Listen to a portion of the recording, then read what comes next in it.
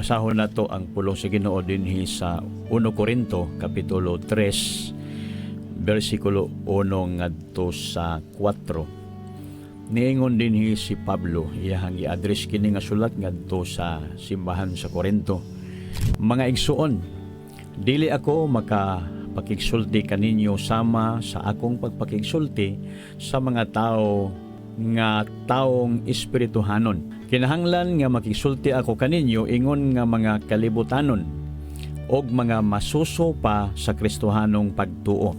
Kaniadto gibuhi ko kamog gatas og dili sagahing pagkaon, kay dili pa man kamo andam niini. Ug bisan gani karon dili pa man kamo andam sa gahi nga pagkaon.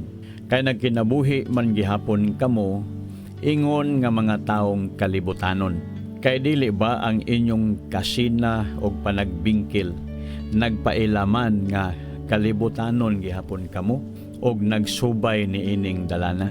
Kay kun usa ka ninyo moingon, dapig ako kang Pablo, o ang uban moingon, dapig ako kang Apolos, dili ba samara kamo sa mga kalibutanon? Ang Diyos padayon sa pagpanalangin kanatong tanan sa ato ang pagpamalandong sa iyahang pulong. Gikan ni ining maong bersikulo ha og ngadto sa pipila ka mga bersikulo sa unahan ato makita dinhi ang pipila ka mga hulagway nga gigamit ni Pablo ingon nga ilustrasyon kung unsay gusto sa Dios nga pagtubo sa iyahang mga katawhan o sa iyahang iglesia. Atong makita dinhi nga doon ay pipila ka hulagway. Ang unang mga bersikulo nga atong gibasa, gihulagway ni Pablo nga ang simbahan pamilya, no? Ang simbahan usa ka pamilya, o sa hulagway nga ang simbahan pamilya, ang goal igsoon is maturity, no? Diha sa usa ka pamilya o panimalay ang tinguha sa ginikanan nga ang ilahang mga anak mutubo unya muhamtong, no? Maupod na ang gina-expectar sa Dios sa iyahang mga katawhan, no? Sa iyang iglesia nga ang iyahang mga katawhan mutubo spiritually, no? Muhamtong spiritually. Ingon nga muhamtong physically ang natural lang sa mga anak nga muhamtong physically, sama pod sa espirituhanon nga kahimtang ang mga anak sa Dios muhamtong pod. Kay kung imo makita dinhi usa o pipila ka mga marka sa pagkahamtong, no? Marks of maturity ito makita dinhi kung nagdepende sa unsay imong ginakaon, unsay imong ginabuhat, unsay imong ginasulti. Kining mga butang nga igsuon dinhi nato mailhan kung ikaw nihantong na ba spiritually or nagapabilin ka paghihapon nga usa ka, ang ginganlan ni Pablo dinhi, usa ka masuso pa lang gihapon sa Kristohanong pagtuo, no? So dinhi atong nakita makaigsuonan sa church in Corinth, gitan-aw ni Pablo yang kaugalingon nga usa ka amahan unya iyang giatiman ang espirituhanong mga anak, iyahang gipasuso, iyahang gipakaon, o expecting pag-abot sa insaktong panahon ang mga anak sa Dios would grow mature in the things of God. Ato makita nga disappointed si Pablo magkaigsunan gumikan kay ang mga katawhan sa Corinthian Church, members Corinthian Church, wa man mohamtong. Gani matol pa niya dinhi nga dili ako makapakigsulti kaninyo sama sa akong pagpakigsulti sa mga taong espirituhanon, meaning spiritually matured. Kaya matod pa niya kinahanglan nga makigsulti ako kaninyo ingon nga mga kalibutanon og mga masuso pa sa Kristohanong pagtuo. Pero ako ning gi-share igsuon to illustrate ba nga naagyoy mga Kristohanon nga nagapabilin lang gihapon igsuon nga ang sa in English carnal, no, carnal Unya this Bisaya kalibutanon. Unya babes in Christ sa in English dinhi sa Bisaya masuso. Naapay mga Kristohanon nga dugay na kay pila nagkatuig sige simba pero nagpabilin gyapon masuso. Nga parehas ba ni atong kanabitong atong gitawag nga bunjing, no, na mga espirituhanong bunjing sa simbahan, no, labad sa onis pastor, no.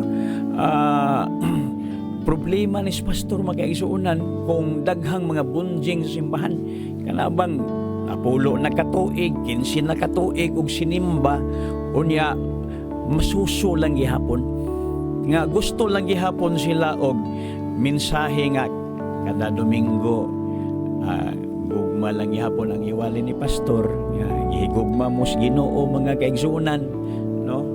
Unya gusto nila madungog nga ang ilang pastor, ang winalihan silang pastor nga bisag unsa pa ka kakadautan, bisag unsa ka pa ka masalaypon, gihigugma lang gihapon ka sa Ginoo. Mo lang gusto madungog nga hapon-hapon lang kanunay unya itolerate ang ilahang mga buhat nga gitawag ni Pablo og kalibutanon. Gani sa Roma niingon man si Pablo sa Roma nga do not be conformed any longer to the pattern of this world. Usa sa mga ilhanan nga naghamtong na diha sa Ginoo kanang dili na magpahiuyon sa mga kalihukan, mga sistema sa kalibutan. Kaning ingala ni Pablo diri mga kalibutanon paghihapon sila. Ikaduha igsuon nga ilhanan sa tawo nga naghamtong na ba or wa pa kanang depende sa iyahang ginabuhat. Depende sa iyahang aksyon. So makita nimo, mailhan nimo ang usa ka membro if he is already matured or still babes in Christ because of what he does, no? Kung unsa iyahang ginahimo. So mao ni another mark na pod igsoon, another sign, ilhanan na pod kung naghamtong ba o wala nga matod pa ni Pablo dinhi naamay kasina awa pagyud naghamtong ni mga Kristohano na kay dugay na nangalagad sa Ginoo pero naapay kasina, naapay panagbingkil.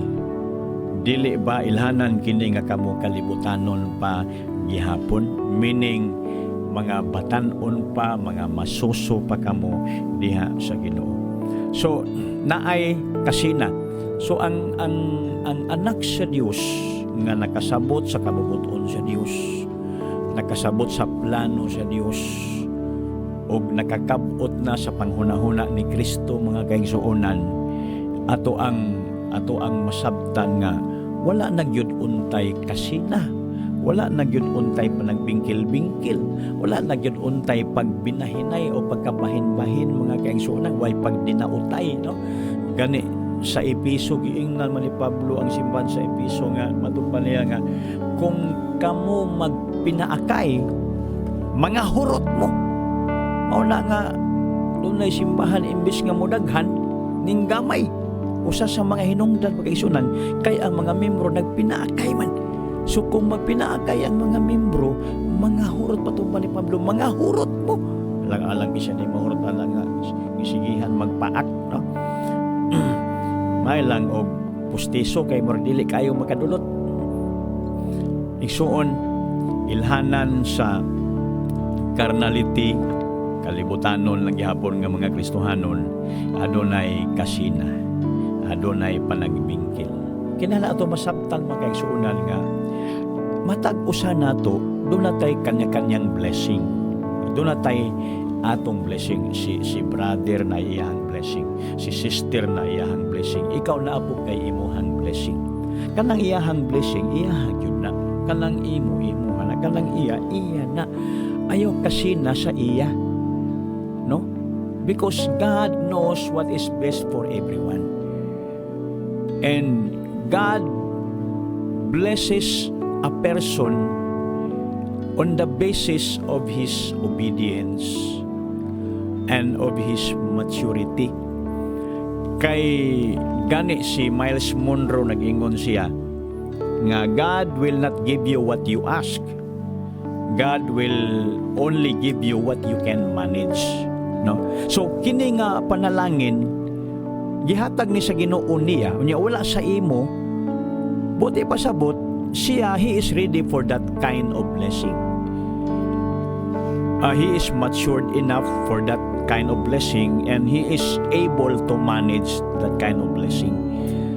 Kay naabayay, for example, financial prosperity, dili baya lunlon kalipay igsuon ang naas prosperity. Doon na baya ginaingon nga the danger of prosperity, because prosperity may either build you up or destroy you. Kay if you don't have the character to sustain your prosperity, then your prosperity will destroy you. Importante ang karakter. Importante ang kasing-kasing. Importante the attitude of the heart towards blessing, the attitude of the hearts towards material possessions, mga kaigsuonan. Doon ay ginaingon nga God is more interested in your character than in your career, no? Ningkamot magyutang mo build og career, no? Ningkamot ta sige, pero igsuon God is more interested in your character than in your career, because saon man ang career unya you don't possess the character to sustain and to expand your career, mga kaigsuonan, mawala ra gihapon na, no? Makadaot pa hinuon sa imo. Mao na nga nindot og importante kaayo ang ato ang paghamtong diha sa mga butang iya sa Dios. Unya mao baya na tinuod nato nga kinabuhi, mga kaigsuonan. Life in Christ is our real life. Mao gyud nay tinuod nato nga kinabuhi, kining atong kinabuhi diha kang Kristo. Og atong makita dinhi, mga kaigsuonan, ang ikatulo, ang sinultihan na pod, no? Ang sinultihan, mailhan pod nimo ang membro, mailhan nimong Kristohanon kung naghamtong na ba o nagapabilin pang bata, masuso, kalibutanon pa, karnal pa, kining ilang sinultihan. So kita igsuon nindot katong i-develop ni nga mindset bitaw nga batanon man, hamtong man, babae man o lalaki, ang mobarog sa atubangan aron mo paambit sa pulong sa Ginoo, musaysay sa mo paabot nato sa mensahe sa Ginoo, mga kaigsuonan, kailangan maminaw ta. Kailangan makamaotang mo paubos sa atong kaugalingon, atong ilhon nga ang Dios makahimo sa pagpakigsultingan hinato bisag kinsa ang iyahang gamiton. Pwede iyang gamiton. In fact, sa Bible, grabe diya sa Book of Numbers, usa gani ka asno. Ang asno misulti. Ang asno gigamit sa Ginoo, misulti sa pulong. So bisag kinsa igsuon ang muwali, bisag kinsa ang gamiton sa Ginoo, bisag kinsa ang muarise. Kay kami mga pastor, mao ni amo ang desire, mao ni among damgo, mao ni among pananaon, mao ni amo ang pangandoy nga ang tanang mga membro, regardless of babae o lalaki, edukado ba o kahuman og kurso, basta kay mga anak sa Dios, muarise, mga kaigso. Mao man ang gi-expectar ni Pablo dinhi. Gusto niya nga dunay mga competent leaders nga mo rise up sa church, mga kaigsuonan, nga mga hamtong, mga healthy, mga strong, able to make decisions in strengthening the body of Christ, mga kaigsuonan. Mao ni among pangandoy, no?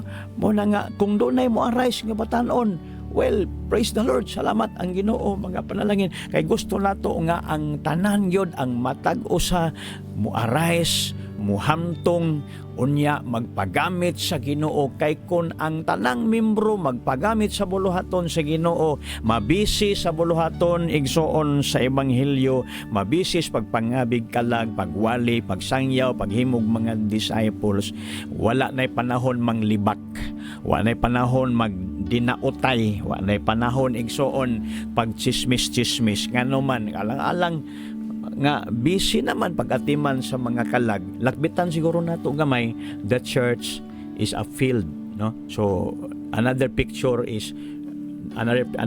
of growth is the church is a field. Unya ang goal sa field is fruitfulness, no, fruitfulness. So mato pa ni Pablo, dili importante si Pablo, dili importante si Apolos, ang importante mao ang Ginoo, kay siya ang nagpatubo sa tanom o siya ang nagpabunga. So ang issue magkaigsuonan is fruitfulness. Are you bearing fruits? Sa pipila ka tuig nimong pangalagad sa Ginoo, namunga na ba ka? Namunga na ba kag pagkamatarong? Namunga na ba kag pagka-Diyos nun? Namunga na ba ka og Kristohanon usab? Pasabot, namunga na ba ka og mga spiritual children? Nanganak na ba ka? Tungod kay ang hamtong igsuon nga tao magminyo unya manganak, no? Spiritually, kung ang Kristohanon naghamtong, manganak na pud siya, mga kaigsuonan, no? He is able to bear fruits. So the church is like a field and the goal is fruitfulness. And God wants His church to bear fruits. I hope and I pray, and even I declare unto you right now in the name of the Lord, nga dili nakakomportable sa pagiging kalibutanon, dili nakakomportable sa pagiging babes in Christ, dili nakakomportable sa pagiging compromiser o kanang masuso pa. I declare unto you that you will have that strong desire to grow, to mature, and to become a blessing as you have been blessed by the Lord, and you will become an influence in your community. Daghan ang mga tao nga mapanalanginan pinaagi nimo, daghang maluwas tungod nimo, daghang malangit tungod nimo. Ang Dios magpanalangin kanimo, ang imong pastor malipay sa imong kinabuhi, kay ikaw naghamtong o ikaw nagpagamit sa Ginoo. Ang Dios magabless sa imong simbahan nga imong na kung diing kagibutang sa Ginoo nga simbahan. Hallelujah.